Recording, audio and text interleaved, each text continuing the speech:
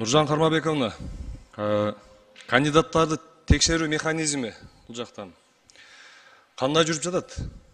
Ким, мисалы, кош жарандуулугу бар талапкерлерди кандай текшересиздер? Мыйзамда талаптар бекитилген. Кош жарандуулук боюнча ар бир талапкер декларация толтурат.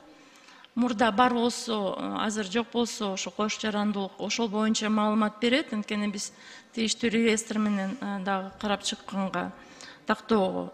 Анткени айрым учурда маалымат тарап кетет, кош жарандуулугу бар деп. Бирок эгерде талапкер мурда ошондой жарандуулук бар болсо, бизге маалымат берсе, биз көрө алабыз, ал мисалы 2 жыл мурда аны тапшырып берди деп.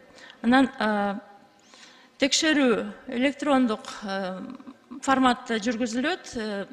Электрондук талапкер деген система иштейт. Ал түндүк аркылуу тийиштүү органдардын жанагы маалыматтык базалары менен маалымат алмашуу аркылуу жүргүзүлөт. Мисалы, соттуулук боюнча Ички иштер министрлигинин базасы менен же болбосо паспорттук маалыматтар боюнча инфокомдун маалыматы менен. Анан талапкерлер өздөрү толтурушат ошол электрондук талапкерди.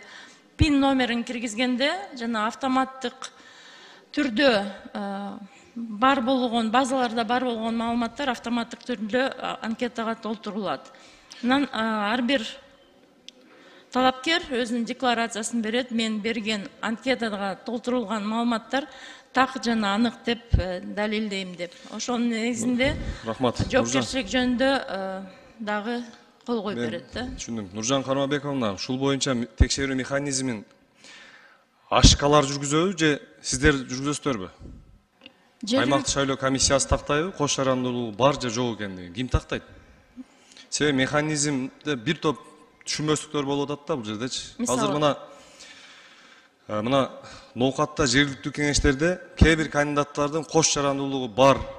Биз аймактык шайлоо комиссиясына кайрылсак, биз аны чечпейбиз. Чече турган орган башка деп жооп берип атышыптыр да. Анан ушул боюнча бир тактап кетсеңиздер, себеби мына кош жарандуулугу бар экенин алар өздөрү айтпайт биринчиден.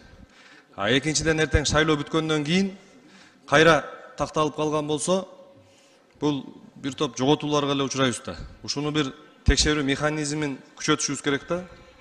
Текшерүү механизми туура айтышат, аймактык шайлоо комиссиялары аны текшере албайт. Анткени биз дагы тийиштүү органдарга кайрылып, анан ар бир талапкер боюнча запрос жибериш керекпиз да, тийиштүү өлкөгө. Аны башкы прокуратура аркылуу жиберебиз эгерде жарандуулук боюнча же болбосо юстиция министрлиги аркылуу эгерде жана билим берүү боюнча чет өлкөдө окуса. Ошол конвенциянын негизинде ошол жумуш жүргүзүлөт. Демек, бул кыска мөөнөттө кылуучу процесс эмес да. Ошондуктан биз акыркы жыйынтыктарын кечирээк алабыз. Ушул боюнча мына текшерүү механизмин күчөтүш керек. Азыр ар бир талапкер боюнча запростор башка өлкөлөргө жиберилген жок да. Ошону бир ар бир кандидат боюнча ылдамыраак, батыраак текшерүүнү беришибиз керек. Анан мына азыр мамлекетибиз коррупция менен күрөшүп атат. Коррупция беренеси 336 берене боюнча мына кээ бир кандидаттар бар. Ушуларды дагы бүгүнкү күндө өздөрүнүн талапкерлигин коюп шайлоого катышып атышат да. Ушуларды дагы бүт такташ керек.